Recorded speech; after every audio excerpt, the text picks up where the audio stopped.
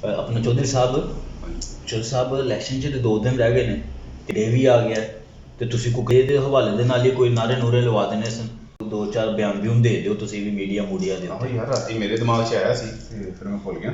ਤੂੰ ਇੰਝ ਕਰ, ਕੰਪਿਊਟਰ ਵਾਲੇ ਨੂੰ ਫੋਨ ਕਰ, ਉਹਨੂੰ ਕਹਿ ਕਿ ਸੋਸ਼ਲ ਮੀਡੀਆ ਤੇ ਫੇਸਬੁੱਕ ਤੇ ਟਿਕਟੌਕ ਤੇ ਯੂਟਿਊਬ ਤੇ ਹਰ ਜਗ੍ਹਾ ਮੇਰੇ ਨਾਂ ਦੀ ਤਸਵੀਰਾਂ ਲਾਏ ਤੇ ਯੋਮੇ ਜੈਤੀ ਦੇ ਨਾਰੇ ਪੂਰੀ ਤਰ੍ਹਾਂ ਸੋਹਣੇ ਬੈਨਰ ਬਣਾ ਕੇ ਪੋਸਟ ਕਰ ਦੇ ਕਿ ਪਤਾ ਲੱਗੇ ਕਿ ਮੈਂ ਠੀਕ ਹੈ।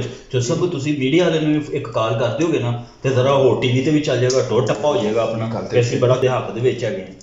ਤੁਸੀਂ ਡੇਰੇ ਤੇ ਆ ਜਾਓ, ਪ੍ਰੈਸ ਕਾਨਫਰੰਸ ਕਰਨੀ ਹੈ, ਠੀਕ ਹੈ।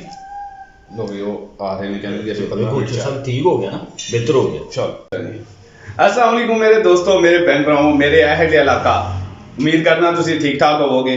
इलैक्शन 'ਚ सिर्फ 2 दिन बाकी ने ते ਅੱਜ ਯੋਮੇ ਅੱਜ ਅਸੀਂ ਸਾਰੇ ਇੱਥੇ ਜਮ੍ਹਾਂ ਹੋਏ ਹਾਂ ਯਕਜਹਿਤੀ ਦੇ ਇਜ਼ਹਾਰ ਲਈ ਕਿ ਅਸੀਂ ਕਿਹਦੇ ਨਾਲ ਹਾਂ ਤੇ ਅਸੀਂ ਹਕੀਰ ਦੇ ਨਾਲ ਵੀ ਹਾਂ। ਸਾਡਾ ਖੂਨ ਦਾ ਕਤਰਾ ਲਈ ਹਾਜ਼ਰ ਹੈ ਤੇ ਮੈਂ ਤੁਹਾਡੇ ਜਜ਼ਬਾਤ ਤੋਂ ਵੀ ਵਾਕਿਫ ਹਾਂ। ਮੈਨੂੰ ਨਜ਼ਰ ਆ ਰਹੇ ਨੇ ਤੁਹਾਡੇ ਜਜ਼ਬਾਤ ਮਾਸ਼ਾਅੱਲਾ, ਤੇ ਮੇਰੀ ਤੇ ਜਾਨ ਵੀ ਹਾਜ਼ਰ ਹੈ ਲਈ। ਇੰਡੀਆ ਦੀ ਹਰਗਿਜ਼ 1965 ਦੀ ਜੰਗ ਨੂੰ ਨਾ ਭੁੱਲੇ। ਅਸੀਂ ਸੀਨੇ ਤੇ ਗੋਲੀ ਖਾਣ ਵਾਲੇ ਲੋਕ ਹਾਂ, ਨਾ ਕਿ ਕੰਡ ਵਹਾਣ ਵਾਲੇ। ਉਹ ਲੱਗਦਾ ਮੋਦੀ ਨੇ ਸਾਡੀ ਗੱਲ ਸੁਣ ਲਈ। ਚੌਧਰੀ ਥੱਲੇ ਹੋ ਜਾਓ। ਉਹ ਤੂੰ ਮਰਵਾ ਦੇ ਲੱਗਾ ਥਾ ਚੌਧਰੀ ਨੂੰ। ਚੌਧਰੀ ਥੱਲੇ ਹੋ ਜਾਓ। ਉਹ ਚੌਧਰੀ ਹੋਰ ਕਿੰਨਾ ਦੇ ਥੱਲੇ ਹੋ ਜੇ। ਸਾਡਾ ਕੁੱਲੇ ਦੇ ਵਿੱਚ ਗੋਲੀ ਲੰਘ ਜਾਣੀ ਜੇ।